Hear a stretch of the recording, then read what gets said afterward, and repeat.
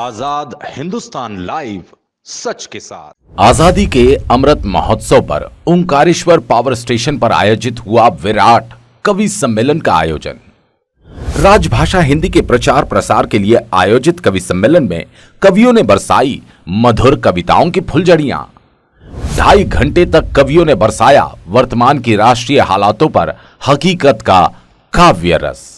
प्रबंध निदेशक श्री विजय सिन्हा ने गिनाई एनएचडीसी की स्वर्णिम उपलब्धियां।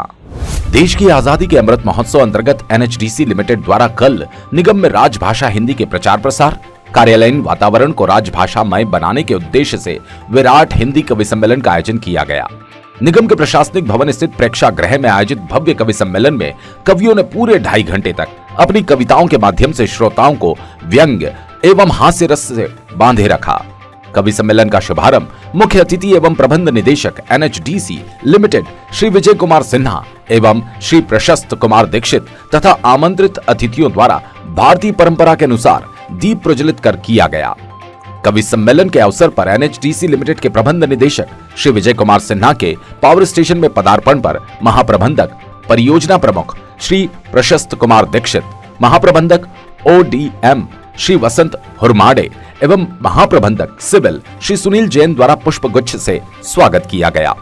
कवि सम्मेलन में मुख्यालय से पधारी श्रीमती वंदना सिन्हा एवं अन्य अतिथियों का श्रीमती अर्चना दीक्षित द्वारा पुष्प गुच्छ प्रदान कर अभिनंदन किया गया।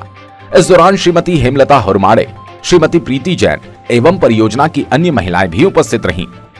कार्यक्रम के दौरान प्रबंध निदेशक श्री विजय कुमार सिन्हा ने कार्मिकों को संबोधित करते हुए एनएचडीसी लिमिटेड की मुख्य उपलब्धियों पर प्रकाश डाला। साथ ही कहा कि निगम द्वारा आजादी के अमृत महोत्सव पर राजभाषा के प्रचार प्रसार हेतु जो हिंदी कवि सम्मेलन का आयोजन किया जा रहा है वो अनुकरणीय है। उन्होंने बधाई देते हुए कहा, राजभाषा कार्यान्वयन समिति के उपक्रम भोपाल के सदस्य कार्यालयों द्वारा राजभाषा रिपोर्ट के मूल्यांकन आधार पर एनएचडीसी लिमिटेड को प्रथम पुरस्कार प्राप्त हुआ।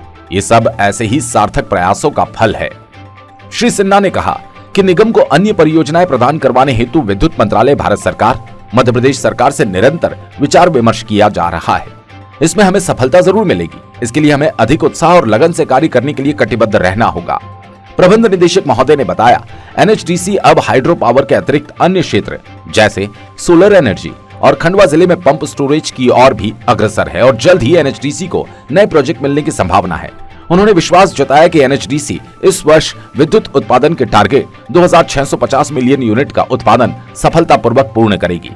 मुख्य अतिथि के उद्बोधन के उपरांत हिंदी कवि सम्मेलन की शुरुआत हुई, जिसमें कवि श्री मदन मोहन समर, श्री अजय सोनी मुन्ना बैटरी, श्री अतुल ज्वाला एवं श्री धर्मेंद्र सोलंकी द्वारा अपनी शानदार काव्य प्रस्तुति के रसों से प्रेक्षागृह में उपस्थित श्रोताओं को सराबोर कर दिया। इस अवसर पर निगम मुख्यालय भोपाल से आमंत्रित अतिथियों श्री अनिरुद्ध गुप्ता, श्री अशोक कुमार मुख्य महाप्रबंधक, श्री अनुराग सेठ महाप्रबंधक सिविल, श्री शशांक शुक्ला महाप्रबंधक सिविल, श्री सुभाष पगारे महाप्रबंधक, श्री ए.के. सिंह परियोजना प्रमुख, Indira Sagar power station, Shri D K. Dwivedi महाप्रबंधक, सीआईएसएफ सहायक कमांडेंट उपस्थित रहे। कार्यक्रम के अंत में धन्यवाद ज्ञापन श्री सुनील जैन द्वारा किया गया। चीफ एडिटर नवरत्न जैन की रिपोर्ट।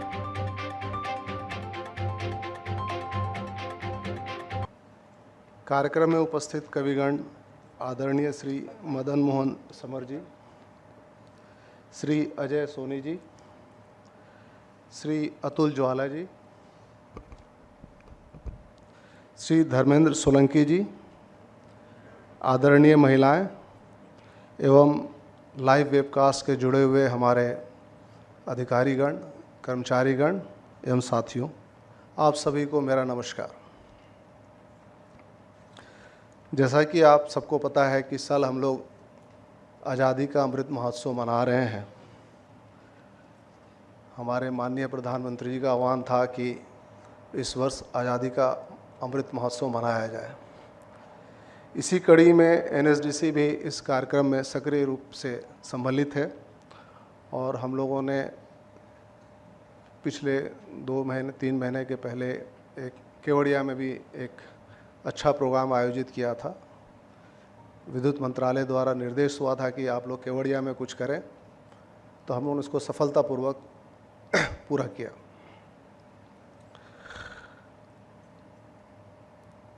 जब हमारे पास प्रस्ताव आया कि इस बार भी कवि सम्मेलन करना है, तो मेरे मन में विचार आया कि हर बार हम लोग भोपाल में करते आए हैं और हमारे बहुत सारे कर्मचारी अधिकारीगण इससे वंचित रह जाते हैं। तो हमने सोचा कि इस कार्यक्रम को इस बार परियोजना में किया जाए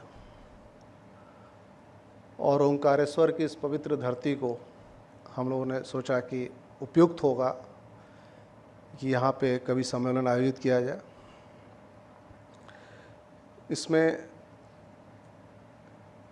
हमारा उद्देश्य यही था कि निगम के ज़्यादा से ज़्यादा अधिकारीगण और कर्मचारीगण इसमें पार्टिसिपेट कर पाए। ये विदित है कि पिछले 2 वर्षों में कोविड के महामारी के दौरान हम लोग कुछ भी ऐसे कार्यक्रम आयोजित नहीं कर पाए। तो एक अवसर मिला आप सबके साथ, परियोजना के समस्त अधिकारीगण कर्मचारियों के साथ कवि सम्मेलन आयोजित करने का।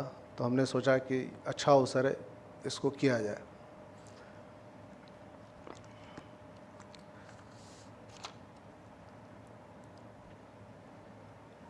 मैं ये कहना चाहता हूँ कि हमारे बीच बड़े सम्मानीय कवि जी पधारे हैं। होली की बहुत इंगेजमेंट का बावजूद भी इन लोगों ने हमारे लिए, आप सबके लिए समय निकाला। मैं आप सबका बहुत आभारी हूँ। आप सबको पता है कि हमारे कविगण जो होते हैं एक बुद्धिजीवी वर्ग है जो अपनी असीम कल्पना के द्वारा हमें तरह तरह के विचार व्यक्त करके दिखाते हैं, चाहे वो हास्य रस की तरफ से हो या वीर रस के माध्यम से हो, हमें हमेशा मार्ग दिखाते रहते हैं। मैं आपको कुछ अपने निगम की कार्यकलापों के बारे में भी कुछ अपडेट देना चाहूँगा। इस वर्ष चूँकि हमारा मदर रिजर्वायर इंदिरा सागर का वाटर लेवल पूरा नहीं अचीव हो पाया था FRL, तो थोड़ी विद्युत उत्पादन में कमी आई है, लेकिन फिर भी इस वर्ष ऐसा अनुमान है कि हम लोग 2650 मिलियन यूनिट तक लगभग क्रॉस कर जाएंगे, ये अनुमान है। समय ने साथ दिया और भी इसके ऊपर हम लोग कर सकते हैं। मेरा टारगेट है कि कम से कम 2700 हम लोग जाएं। केंद्र के राजभाषा विभाग से प्राप्त वार्षिक कार्यक्रम के तहत भी हम लोग समय समय पर राजभाषा का वार्षिक कार्यक्रम 100% हम लोग उसको इंश्योर करते हैं और करते भी हैं।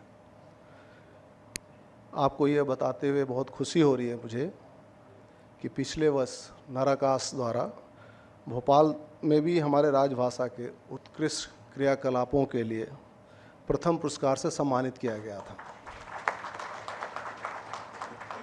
और मैं चाहूँगा कि जो हमने प्रथम पुरस्कार प्राप्त किया, ये हमेशा हर सालों साल हमें मिलता रहे। इसमें आप सबका सहयोग अपेक्षित है। मुझे विश्वास है कि इस तरह के आयोजन से हमारे कार्मिकों की राजभाषा के प्रति और अधिक कार्य करने की प्रेरणा मिलेगी और कार्यालय में हिंदी का अधिक से अधिक प्रयोग कर राष्ट्र के विकास में अपना योगदान करेंगे। पूरा मध्य प्रदेश प्रकाशमान होता है। मैं आपके चरण वंदन करूं तो कम है, क्योंकि निश्चित ही जहां अंधकार होता है वहां पर आप लोग प्रकाश फैलाने का कार्य करते हैं, इस प्रदेश को समृद्ध बनाने का कार्य करते हैं। इसलिए हम कवियों के ओर से आप प्रणाम स्वीकार करें। माँ शारदा को प्रणाम करता हूँ, माँ नर्मदा को प्रणाम करता हूँ कि जो हमारे मध्य प्रदेश को समृद्ध बना रही हैं। बाबा तुलसी ने जब रामचरितमानस लिखा तो उसमें एक चौपाई कही, कविता के लिए कि हृदय सिंधुमति सीप समाना, स्वाति शारदा कह ही सुजाना, जो वर्षई वर वारी विचारू, हो ही कवित मुक्तामणि चारू। हृदय रूपी सागर में बुद्धि सीप के समान है और माँ शारदा स्वाति नक्षत्र के तुल्य। यदि ऐसे सफल संयोग में विचार रूपी सुंदर जल बरसता है तो कविता रूपी सुंदर मोती प्रकट होते हैं, और वही मोती लेकर के आज हम कवि आप पर लुटाने के लिए आए हैं। इसमें आपका उत्साह चाहिएगा, आपका धैर्य चाहिएगा हमें, और आपका संबल चाहिएगा, जब जाकर के हम यह कविता का उत्सव जो हिंदी के सम्मान में, जिस हिंदी के लिए मैंने 2 पंक्तियां कही कि शब्द हमें जो देती है आओ उसका गुणगान करें, हिंदी को माँ समझे माँ के जैसा ही सम्मान करें, हिंदी को माँ समझे माँ के जैसा ही सम्मान करें। यह कविता का उत्सव कोरोना के काल के बाद हम यहाँ पर आरंभ कर रहे हैं। इस उत्सव में नारी शक्ति के रूप में आप सभी विराजमान हैं, मैं आपको भी प्रणाम करता हूँ। ब्रह्मविवर्त पुराण में कहा गया सबसे पहले कि संस्कृति को धारण करके आप यहाँ पर बैठे हुए। सबसे बड़ी बात कि सारे जो भारतीय परिधान है उस परिधान में महिला यहाँ पर आई हुई है, और यदि नारी संस्कृति की रक्षा करती है तो संस्कृति सदा जीवित रहती है, वहाँ पर परंपराएं सदा जीवित रहती हैं। इसीलिए ब्रह्मविवर्त पुराण में कहा गया है कि यस्य माता गृहे नास्ति गृहिणी वा सुशासिता रण्यम तेन गंतव्यम यथा रण्यम तथा गृहम। जिस घर में सर्वप्रथम माता वाग वागेश्वरी को प्रणाम करता हूँ, आप सभी को प्रणाम करता हूँ। आदरणीय सिन्हा साहब के उद्बोधन से यह कवि सम्मेलन प्रारंभ हुआ। हालांकि भैया ने जो बात की उससे मुझे थोड़ा सा कन्फ्यूजन भी है, क्योंकि मैं यहाँ जब आया तो मुझे आज ये लगा कि ऊर्जा बांटने वाले लोगों के बीच में आज हमें कविता पढ़ना है। ऊर्जा वही प्रकाश, आप लोग कोरोना काल में भी सब लोग घर में बंद थे, लेकिन आप अपने काम पर इसलिए लगे हुए थे क्योंकि देश में कहीं अंधेरा न हो जाए। क्या बात है, बहुत अच्छा। आपको परमात्मा ने बड़ा सौभाग्य दिया कि आपको ऊर्जा उत्पन्न करने का काम सौंपा, लेकिन भैया ने बताया यहाँ माइक पे आके कि आज आपका काम ताली बजाने का है। इनको पता ही नहीं है ताली कौन बजाते हैं। तो ये बड़ा कन्फ्यूजन है। बहुत बढ़िया कवि हैं हमारे शुक्ला जी ने भी बढ़िया कविता पढ़ी, भैया ने बढ़िया कविता पढ़ी। मैं तो देखिए हास्य व्यंग का कवि हूँ, बढ़िया। ये हमारे मुन्ना बेटरी हैं, लाफ्टर वगैरह में भी गए थे। कवियों पे एक आरोप होता है सर कि शराब वराब पी लेते हैं, कवि थोड़े बहक जाते हैं, लेकिन आप विश्वास मानिए आज इस मंच पे एक भी कवि ऐसा नहीं है जिसने शराब का सेवन किया हो। पक्की बात है ये, नर्मदा के किनारे में झूठ नहीं बोलूँगा। हमारा मुन्ना तो लाफ्टर में भी गया था, फिर भी नहीं पीता है।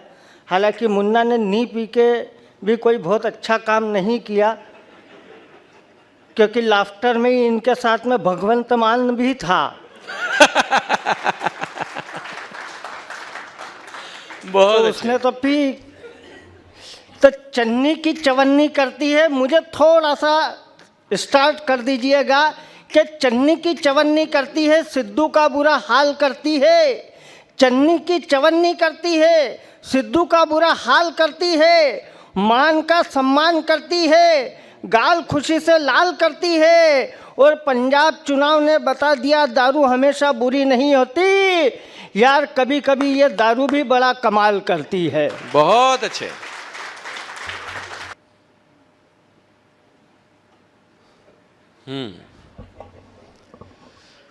ये बैटरी ऐसे ही चार्ज होती है।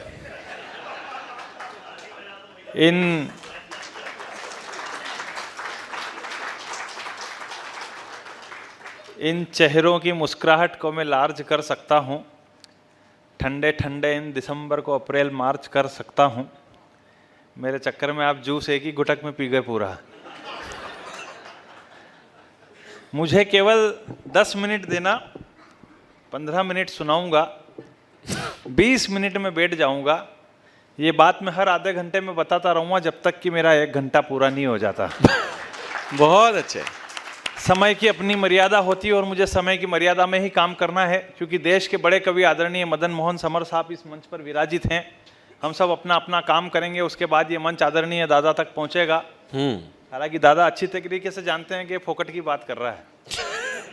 हमारे कवि सम्मेलन के मंच पे यही होता है, जो भी आता है पहले नंबर पे यही बोलता है आज हमें दादा तक पहुंचना है, और खुद का आधा घंटा काम करके निकल लेता है। फिर दूसरे नंबर पे एक और आता है, वो भी यही बोलता है आज हमें दादा तक पहुंचना है, और वो भी उसका आधा पौन घंटा काम करके निकल लेता है। और आखिरी में रात को 4 बजे जब दादा की बारी आती है तब तक पब्लिक घर चली जाती है।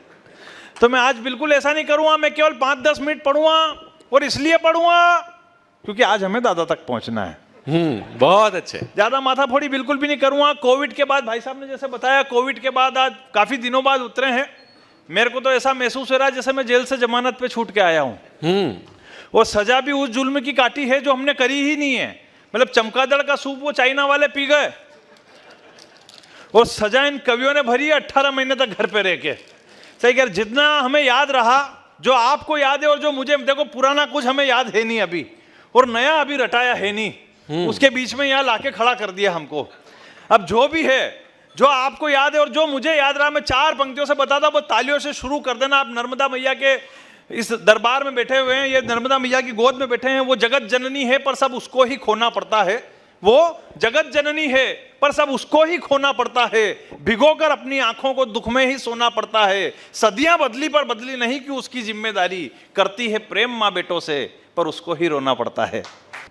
माँ सरस्वती को प्रणाम करता हूँ। 12 ज्योतिर्लिंगों में से एक ओंकारेश्वर में आज कविता पढ़ने का सौभाग्य प्राप्त हुआ है। आप लोगों की वजह से, आदरणीय सिन्हा साहब की वजह से, धर्मेंद्र की वजह से मैं आभार व्यक्त करता हूँ आप सबका। माँ रेवा नर्मदा नदी जो जीवनदायिनी है मध्य प्रदेश की, उसका तट हो, सरस्वती की आराधना हो, ओंकारेश्वर महाराज हों, आप जैसे श्रोता हों, तो कविता का तो महायज्ञ हो गया ये। मैं एक यहाँ अभी जब कवि सम्मेलन शुरू हुआ, खूब ठहाके लगाए आपने, और उसके बाद अभी जब धर्मेंद्र कविता पढ़ रहा था तो आप सबकी आंखें नम थी, मेरी भी। मैं इस कविता के उस स्थान का गवाह हूँ कि धर्मेंद्र ने जब ये गीत लिखा तो वो कितनी संवेदनशीलता के साथ लिखा होगा। सिन्हा साहब, आप तो चूंकि पटना से हैं, और पटना हो या गया हो या बिहार के और क्षेत्र हों, कविता को बहुत सुना जाता है। मेरा सौभाग्य है कि मैं लगभग बिहार के हर जिले के अंदर जाकर कविता सुना कर आया हूँ। ये मेरा सौभाग्य। और सबसे अच्छा बिहार, मुझे हमेशा ये लगता है कि बिहार के अंदर कविता जितनी अच्छी सुनी जाती है, उत्तर प्रदेश के अंदर, राजस्थान के अंदर, हमें कविता के संस्कारों को जीने के लिए ऐसे श्रोताओं की ज़रूरत होती है। हम मंच के ऊपर कविता पढ़ते हैं, लाल किले का बताया, सामने 1-1 लाख लोग होते हैं, हम कविता पढ़ते हैं, वो उसका आनंद अलग होता है, वो एक अलग उफान समुद्र होता है। लेकिन एक शांत शीतल झील के अंदर, झील के किनारे बैठकर उन लहरों को देखना, वो जो महसूस कराता है, वो आज आप लोगों के बीच में हमें यहाँ पर लग रहा है। संदेश कविता का मुख्य धर्म होता है। आपने खूब ठहाके लगाए। अतुल ने ठहाकों के बीच में अपनी बात कही जो कहीं ना कहीं आपको प्रभावित की। आप खूब हंसे और ठहाके लगाए। भाई मुन्ना बैटरी हमारे बैटरी हैं, कवि सम्मेलन को चार्ज करने वाले, रोशनी देने वाले, उन्होंने खूब हंसाया। लेकिन जब धर्मेंद्र ने बहन की और भाई की वो स्थिति कि जब माँ चली गई है, आदरणीय भाभी लोग आप बैठी हैं, हमारी कुछ बेटियों की उम्र की भी आप बैठी हैं, ये एक जिनकी माँ यहाँ जितने लोग बैठे हैं वो गई, और बहन भाई के बीच में जो चीज़ आई और उस चीज़ को जो महसूस किया, एक एक शब्द ने महसूस करा दिया आपको। या मेरे ख्याल से बहुत से ऐसे बैठे होंगे कि जिनमें व्यस्तताओं के चलते राखी पे भी बहन घर नहीं आई होगी, या आप अपने घर पे भाई के पास नहीं जा पाई होंगी। तो शायद इस कविता के माध्यम से आपको ये लगा होगा कि रिश्ता क्या होता है। और निश्चित रूप से अब की बार आप अपने भाइयों को बुलाएंगे और अब की बार आप अपने भाइयों के पास जाएंगे, और इसी उद्देश्य का नाम होता है कवि सम्मेलन। आइए मैं अब अपनी बात प्रारंभ करता हूँ। मैं ओज का कवि हूँ, वीर रस का कवि हूँ। लोग बोलते हैं कि वीर रस के कवि पाकिस्तान की बात करते हैं, पाकिस्तान के बिना जीते नहीं हैं। अब ये देखिए, ये हास्य वाले पाकिस्तान की बात करी इन्होंने, बिना पाकिस्तान के इनकी पूर्ति हुई क्या? नहीं हुई। इतना संवेदनशील गीत सुनाने वाला शुरुआत पाकिस्तान से ही करता है।